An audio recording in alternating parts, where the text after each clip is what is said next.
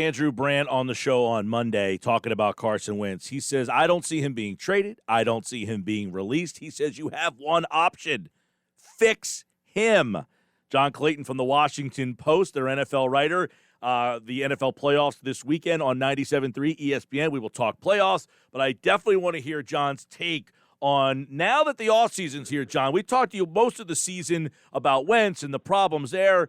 Andrew says you don't have an option to trade him or release him. You have one option. Fix him. Would you agree? I would agree, yeah, because I think it's going to be very difficult. Unless Carson is so upset with Doug Peterson and the way this all transpired that he's willing to make concessions in his contracts on the guarantees that could open the door for him to be able to go. So I think that the wise thing is what he's doing right now is taking some time away to think through his feelings because of the emotion of the season. And, of course, Doug's now got to start to figure out what to do. Howie Roseman obviously is going to be the one that has to see if there is any ability to try to trade him with that $30+ million cap hit it's going to cost the franchise. So lots to try to work on. But, yeah, I think the easiest thing is to fix him. But then, of course, what then do you do with Jalen Hurst? How does that situation work at the quarterback position? It really makes for a real tricky situation. But the easiest thing is, try to fix him. Yeah, I mean, Hurts obviously played in those 4 games. I don't know how much precedent set for making a decision on a quarterback after 4 games, John, but here in Philly, Bobby Hoying played 4 games. They thought he was going to be the franchise quarterback, and he wasn't very good. So do you go into a season saying, I learned enough in 4 games to say you're my guy? Well, see, here's what the thing is that what kind of season is it going to be? And you'd have to get the feeling that with the cap situation as bad as it is, depending on how far the cap goes down, there's a decent chance that this still might be a 4-win team. Because think of all the bodies that are going to come off of the roster. I mean, it's one of the oldest rosters in the league. You already know that Howie's starting to work on some of the contract stuff. He got 2 deals done. We'll see how they work out as far as does that mean that Jeffrey comes back or doesn't come back. But in the end, it's like Howie will figure out a way to do it. But there's going to be so much dead money, so many problems that is talent going to be there. So now are you better served to have a $32 million starting quarterback, or are you better served to take a young guy who's mobile like Hurst and try to just kind of rebuild around him? I guess the question is Doug Peterson the best guy to fix Carson Wentz? Now, we're expecting Doug Peterson to stay. Nothing official is out there. But is that the right decision to get him to get back to the best version of himself even after the fractured relationship? Yeah, I mean, I think he is. I mean, because, look at the success that he's had. Just about any quarterback that he's touched, whether it's an assistant or as a head coach, it's worked out. I mean, again, things have gone south, obviously, and a lot of reasons for that going south, particularly with the offensive line injuries, a lack of talent at wide receiver, the injuries at the tight end position. You throw all that together, but, say what you want. It's like, Doug did build Carson Wentz into a $32 million quarterback that was good enough to put the team in position to go to make a Super Bowl run. Then, of course, he did well enough with Nick Foles to be able to get him to win a Super Bowl against the greatest coach in the history of the league, Bill Belichick. So I believe in Doug Peterson. That's why if anything would have happened to him, I think he would have been one of the first coaches hired because I think he's that good and he's so good working with quarterbacks. John, I know it doesn't really come down to this, but if Jeffrey Lurie says, I got to take one or the other, do you go with Doug Peterson or do you stay with Carson Wentz and get a new coach? You figure that, again, it's like, can you get rid of Carson Wentz? Because, again, the cap problems are something that maybe he can help out with. But if he's looking for a sacrificial lamb for the season, then it's probably going to be Doug. But the fact that I think they've already had their first couple meetings starting on Tuesday with Jeff and Doug. And, the fact that they've not done anything when all the coaches are being interviewed right now, I think it gives the indication that Doug's going to be safe. And then, Howie Roseman's got to figure out how to work the Carson Wentz thing, whether to keep him or not keep him.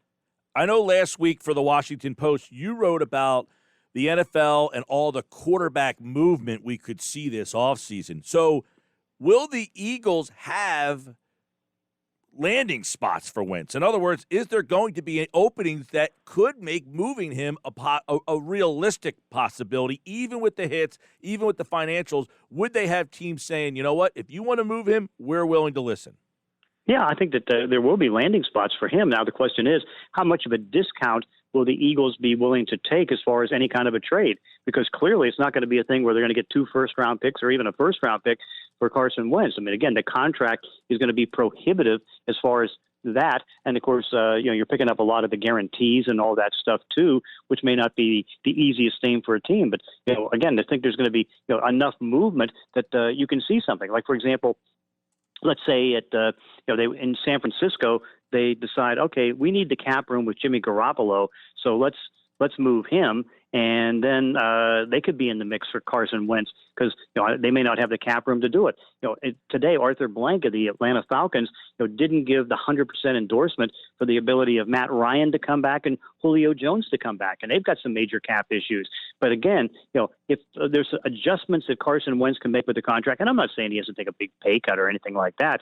I mean, the adjustments would be more trying to just readjust his guarantees so it makes it easier on the Eagles. Then I can see something happening in there. For example, if on a discounted price, the Colts in Indianapolis, stay with Phillip Rivers and then see if there's a way to get Carson Wentz as the quarterback of the future that they can eventually have him hand off to Wentz. So again, there'll be options, but the question is, it's going to be tough options. The Eagles are taking a hit nationally for the optics of Sunday Night Football. What are your thoughts on how it all played out? How much in the area has people bought to the idea of tanking? Because I don't buy the idea of tanking because all I know is that, hey, Nate Sutcliffe was good enough to go into the season as the backup quarterback. I mean, he was number 2. Jalen Hurts was number 3.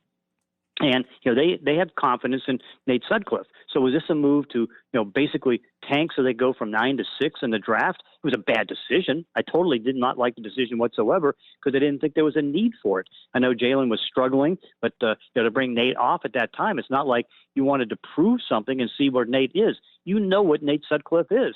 So it's like I just don't buy that as far as that. But I mean, what seems to be the sentiment in Jersey and in Philadelphia? Yeah. I mean, was this a tank job or not? Well, I tell you, John, it's interesting because I think the Eagles fans were kind of on board. Most people didn't want to win the game. I mean, this has become sports. It's that fans have accepted this. Losing sometimes is better to win, and it's almost like the organizations have acquiesced to the fans accepting that. I don't know that people were – so, in other words, the Eagles fans weren't furious that they didn't maybe put their best foot forward to win that game, meaning they didn't let Jalen finish the game out.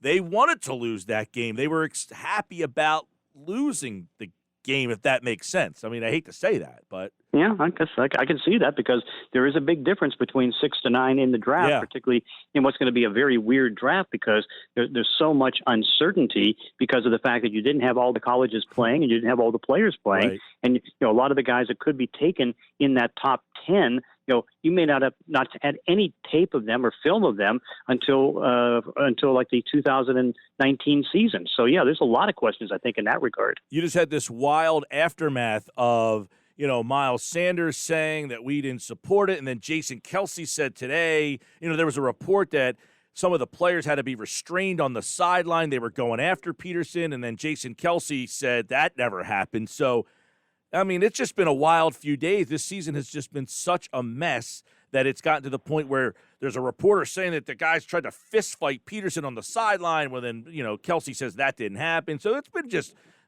I know things in this league would never surprise you, but this has just been some weird stuff. Oh, totally weird. I mean, it's just a weird season because you go into the season and you're thinking, okay, you got Dak Prescott in Dallas with about 15 players who had been to the Pro Bowl. You've got a talented Eagle team, except maybe at wide receiver that has Carson Wentz at quarterback, and you figure, okay, the way this division is going to go with Washington in the rebuilding mode and not a very good Giants team, that it was going to come out either Philly or Dallas 9 wins or maybe 10 wins, and it turned out to be the complete opposite. A 10-loss season for the Cowboys, the bad season for the Eagles, and it's just all up and down all year for both these teams, but even worse for the Eagles, who had all the injuries, all the problems, and now all the extra emotion. The common theme between Philly and Dallas, of course, Dallas lost Dak, but both of those offensive lines were decimated by injuries, and I think the Eagles got a first 4 years for Wentz, they didn't really have a lot of offensive line issues. They got their first dose of what it's like to have to play without an offensive line, and it wasn't pretty.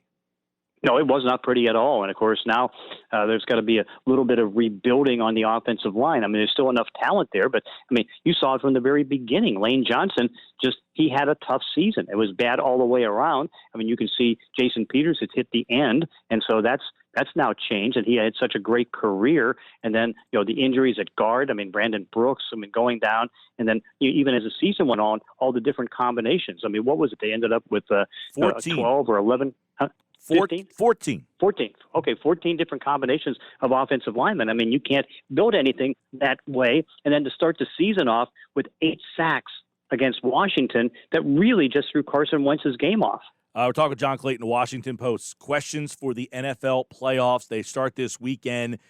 It was the greatest offensive year in NFL history, except for the Philadelphia Eagles, who were the most inept offensive team we ever saw. But we see these quarterbacks, Tom Brady, Phillip Rivers, Russell Wilson, Drew Brees, Aaron Rodgers, Ben Roethlisberger. I mean, the veteran guards are going at it again, man. They really are, and it just shows you that you make a couple moves, and it's like, do you give up on some of these older quarterbacks? And the answer is no. I mean, say what you want. I know Tom Brady had his struggles this year. There's still some question marks as far as how they'll do against good teams, but he got them to a playoffs and got them with 11 wins. I mean, you knew that Phillip Rivers is going to go to Indianapolis, and I immediately thought, okay, you put Rivers on Indianapolis with that defense, that's an 11-win team. They won 11-5. Then Ben Roethlisberger coming back in Pittsburgh after the elbow surgery from last year. I mean, I figured, okay, that's going to be a 12-win season, and they win 12 games. There's a predictability to it, and, of course, that's going to play in the playoffs right now. That's why, for example, I think one of the most interesting games is going to be Indianapolis against Buffalo, because here's Josh Allen, and sometimes it takes years to be able to get that first playoff win. I mean, you have to have experience to do it. Josh Allen has one playoff game and a great season, but how's that going to match up against Phillip Rivers, who's seasoned, who's 39 years old, and is on an 11-win team with a good defense? What do you think of this Ravens-Titans matchup? Will Lamar Jackson conquer his past postseason problems? And you also have to look at the Tennessee Titans defense, which has been an issue. Yeah, no, I think that, I still wonder whether he can do it. Now, this is the defense that he probably can, because the defense is so bad. They don't get any pressure on the quarterback. They basically get 1 sack a game. And they made $22 million of moves on Vic Beasley and Jadeveon Clowney and didn't get a single sack, and neither was able to finish the season with them. So that didn't go too well. But here's where the difference is, okay? Lamar's got the running game going. Now, they finished the season against easy teams, the easiest closing schedule in football, but they got the running game going. Now, can Mike Vrabel come up and be able to figure out a way to stop the run and put the pressure on? Because, again, you realize he has had great success against Lamar Jackson. He did it in the playoffs last year, did it in the regular season, even though Lamar got off to the lead and then had to fight back. And Tennessee had to win from behind. But here's where the difference is. Ryan Tannehill right now is playing better as a quarterback than Lamar Jackson. And they've got a 2,027-yard runner in Derrick Henry. And so the combination of the two plus Ryan's ability to make comebacks, because he was the best comeback quarterback in the league in fourth-quarter comebacks. And so, you might put a little bit of an edge right now with Tennessee, even though Baltimore, I think, is the more talented team. John, the playoffs are typically about seeding and getting home field. How are we supposed to read into that on Wild Card Weekend? You probably can't. Although I'll tell you the one thing you can read into is that it turned out that there was 127 wins at home, 128 losses for home teams, and 1 tie. But here's where the difference is. There's like a 90% success rate that the playoff teams, with 2 exceptions. Now, only 2 teams had losing records at home. One was Washington and one was Chicago. And I think the thought is neither of those 2 teams are going to go to the Super Bowl. But then you look at most of the other teams, 6-2, the 12 teams that made the playoffs, 6-2, 7-1, 5-3. So there is a home field advantage that those teams took advantage of. And so, we'll see how it goes in the playoffs. Again, with no fans in the stands, it's a little bit neutered as far as the home field advantage. But, again, good teams do well at home. All right. There's only one bye this year, each side. You get the bye for Kansas City. You got the bye for Green Bay. Does that bye, is it as powerful or even more powerful than it's been in years past? Yeah, I think it is because, you give Kansas City a chance to rest up. I mean, you give Green Bay a chance to rest up, and they come back fresh. That's why, for example, people are criticizing, I think wrongfully, the Pittsburgh Steelers for resting Ben Roethlisberger and several of their key defensive players, mainly because, you think about what they emotionally and mentally went through. They had to suffer the bad indignities of having all the things moved. Their bye week moved up to week 3 because Tennessee having all the bad tests. And so then you have everything going on with Baltimore. Right. They had to push the Thanksgiving game back more than a week. And so all of a sudden, they've now gone 13 weeks without any break, and they needed some break, at least mentally and emotionally, because of what they did. So Ben got his rest. TJ Watt got his rest. The defensive linemen got their rest. Yeah, and they still almost came back and won that game when they made the great comeback in the fourth quarter with Mason Rudolph. The NFL playoffs this weekend on 97.3 ESPN. John Clayton has questions on each playoff game at the Washington Post. You check out his Washington Post NFL article at WashingtonPost.com. And, of course, he, like all guys, appeared via the Boardwalk Honda hotline. John, enjoy the football, pal. Okay, sounds good. Thanks. All right. He, like all guests, appeared via the Boardwalk on the hotline.